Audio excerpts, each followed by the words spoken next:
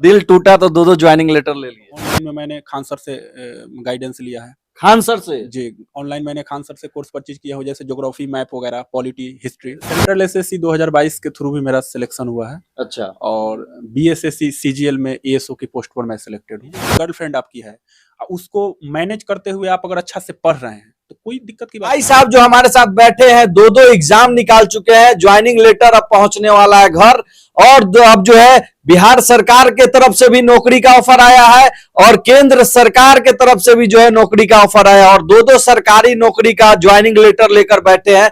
क्या नाम है, इनसे हम जानेंगे और कैसे किए थे तैयारी, क्योंकि युवा जो है वो भटक जाते हैं अपने मेहनत के जो बदौलत, चाहते हैं कि नौकरी हो जाए, लेकिन जब वो सोचते हैं कि इतना पढ़ लिए, इतना एग्जाम दे दिया, अब नौकरी नहीं हुआ, तो वो कहीं ना कहीं ट्रैक से भटक जाते हैं। तो इसी पे हम बातचीत करेंगे, इनसे जानेंगे कि आखिर कैसे किए थे तैयारी कि आज जो है दो दो ज्वाइनिंग लेटर इनके हाथ में है। क्या नाम है आपका?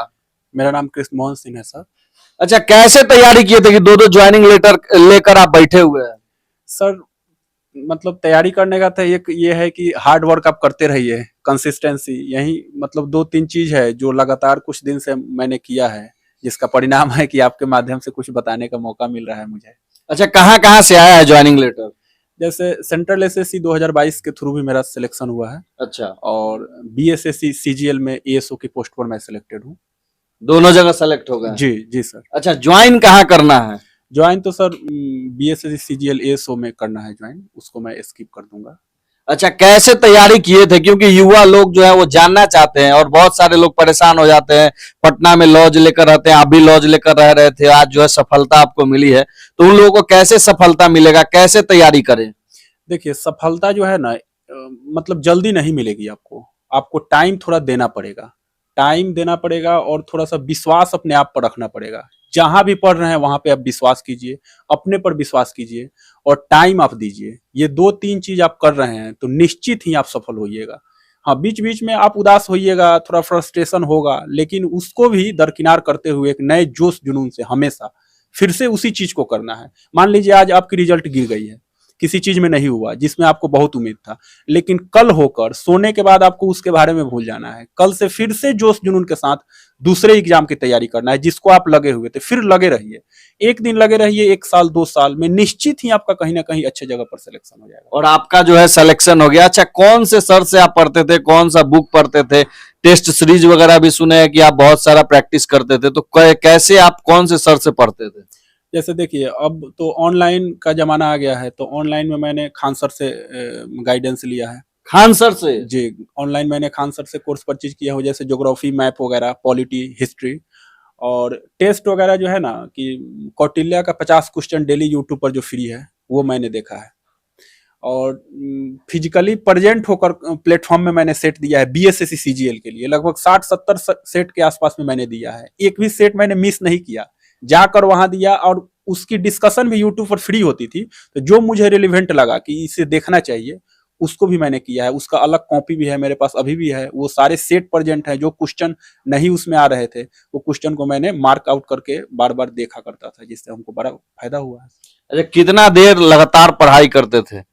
डेली सर किसी भी हाल में 7-8 घंटा तो पढ़ना ही है सर। 7-8 घंटा? जी, डेली। हम पर्सनली हो सकता है कि कोई मेरी 7-8 घंटा के काम को 3-4 घंटा में कर ले तो बहुत अच्छी बात है, लेकिन हम मतलब डेली 7-8 घंटा तो निश्चित ही पढ़ते थे, इसमें कोई डाउट की बात नहीं है।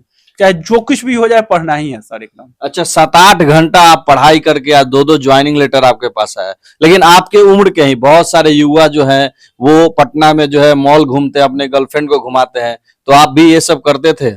जैसे देखिए, अब सब किसी की मतलब एक है कि स्टडी लाइफ है, एक पर्सनल लाइफ है, तो उस चीज पर तो मैं कमेंट नहीं करना चाहूंगा। अगर मान लीजिए कि गर्लफ्रेंड आपकी है, उसको मैनेज करते हुए आप अगर अच्छा से पढ़ रहे हैं तो कोई दिक्कत की बात नहीं है, आप पढ़िए 7-8 घंटा।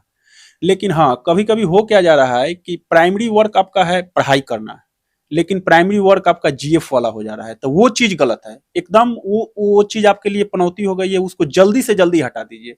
इस चीज से मैं भी गुजरा हूँ पढ़ाई करते हुए। आप हमको आपको भी प्यार हुआ था? हाँ, ऑब्वियस है, सब किसी का कभी ना कभी हुआ है, हो जाता है, लेकिन मतलब दिल टूटा तो दो दो ज्वाइनिंग लेटर ले लिए? ऐसा कह सकते हैं सर आप।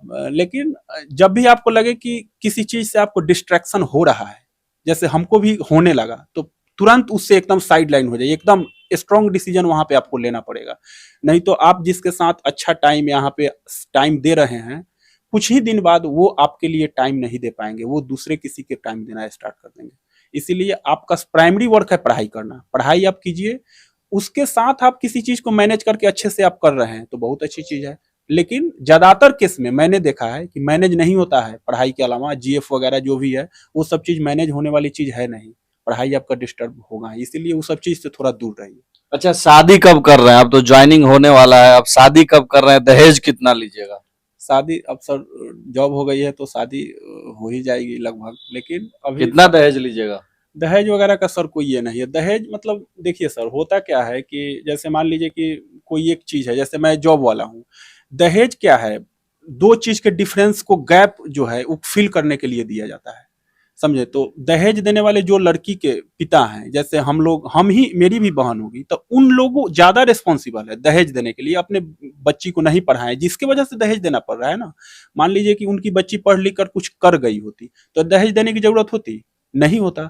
आपकी जैसी लड़की है, अब सब किसी को सरकारी नौकरी ही चाहिए, पॉसिबल तो नहीं है, कितने % लोगों का हो रहा है। सरकारी नौकरी वाला ही दामाद चाहिए सब। तो पॉसिबल है ये? ऐसे में तो लड़की कुंवारे रह जाएंगी सारे, लगभग कितना 2-4% का तो नौकरी ही हो रहा है, तो 90% तो कुंवारे रह जाएंगे। लेकिन हाँ, पढ़े लिखे इंसान होना चाहिए, मतलब जो मतलब पढ़, जॉब जरूरी नहीं है, पढ़ा लिखा इंसान है, किसी से भी शादी हो सकता है। दहेज चलिए, तो ये सब तो पर्सनल सवाल था, लेकिन हम मुद्दे की बात करेंगे। आखिर कैसे, एक बार फिर से आप बता दीजिए शॉर्टकट में, कैसे तैयारी करें युवा जो है और वो नौकरी पाए आपके तरफ? सबसे पहले एकदम ब्रीफली मैं आपको बता देना चाहता हूँ कि कोई भी एक आप सोर्स आप चूज कीजिए जिस पर आप विश्वास करना पड़ेगा आपको, डेली उससे आप एक बार कोर्स समाप्त कीजिए, उसके बाद आप प्रैक्टिस कीजिए, प्रैक्टिस और रिवीजन, प्रैक्टिस सेट के माध्यम से कीजिए, और जो थ्योरी आप पढ़ लिए उसको बार बार रिवाइज करते रहिए। नया चीज पढ़ने की जरूरत नहीं है, जो चीज नया आएगा वो आपको सेट के माध्यम से मिलता चला जाएगा। एसपीडी आपको बुक पढ़नी है, एसपीडी में 3 एसपीडी आ गया, एक साइंस, समान जनरल नॉलेज, और एक करंट, ये 3 बुक आपको पढ़ना है। लुसेंट में ऑब्जेक्टिव और सब्जेक्टिव दोनों पढ़ना है। एक बार किसी एक सोर्स से गाइड होने के बाद ये सब चीज करिए, कोई सफलता से आपको नहीं रोक सकता है। हाँ, हो सकता है थोड़ा देर लगेगी, मेरे ही साथ मेरे मित्र लोग छट गए हैं ये एएसओ में, बीएसएससी सीजीएल में, लेकिन ऐसा नहीं है कि वो हमसे कम नॉलेज है। होता है कभी कभी एग्जाम में स्ट्रेटजी नहीं ये हो पाया, 1-2 क्वेश्चन के कारण छट गया, लेकिन लगने रहा। आप कितने बार छटे थे?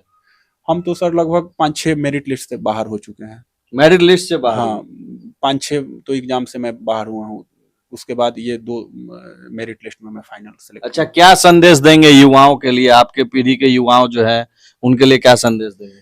संदेश यही है कि सर कि आपको हार्ड वर्क करना पड़ेगा। हार्ड वर्क हाँ, ही करना हो। बिल्कुल हार्ड वर्क आपको करना पड़ेगा। हार्ड वर्क कीजिएगा, मैं जैसे पहले आपको हार्ड वर्क करना पड़ेगा, उसके बाद आप स्मार्ट वर्क कर पाइएगा। पहले ही कितना मतलब स्टूडेंट लोग है वो स्मार्ट वर्क करने का प्रयास करता है, नहीं हो पाएगा। आपको सबसे पहले टाइम देना पड़ेगा।